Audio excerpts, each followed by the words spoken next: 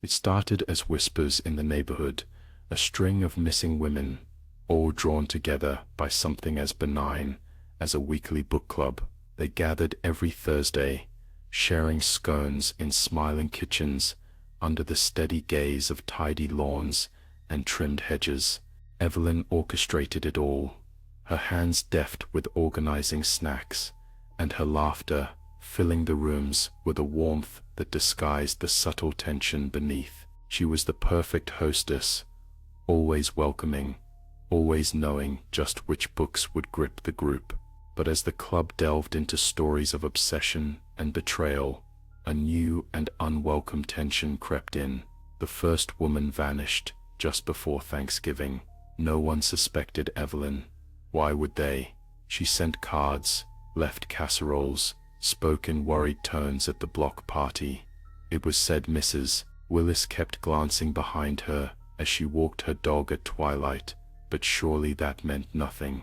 That was just nerves, right? The disappearances continued, each one stranger than the last, under the careful watch of Evelyn's intent gaze. She told the others about a shadowy figure, described dark cars idling at the corner, and a faceless man in mirrored sunglasses lurking on the edge of their gatherings.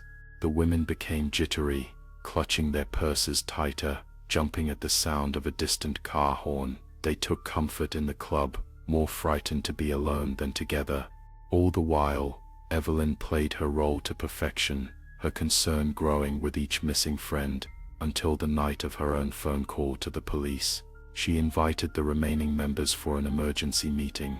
Heavy velvet curtains drawn tight against the dusk, they discussed safety plans and pressed mugs of chamomile into trembling hands. But soon, their thoughts grew sluggish, conversation drifting, as if carried away on a slow, poisonous tide. Though when the room fell silent, but for the crackling fireplace, Evelyn moved among her friends, methodical and unhurried as ever.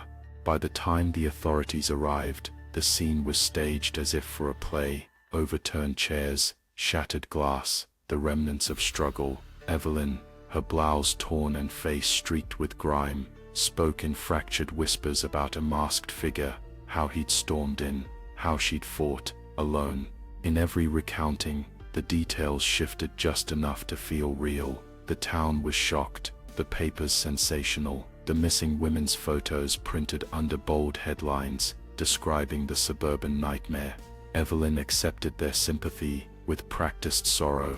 Alone in her home, she sometimes glimpsed the stalker in her mind's eye, always just out of reach, always waiting. It became harder to sleep after that. Sometimes she'd hear the kettle whistle when no one had turned it on, or see shadows flicker at the periphery of her vision.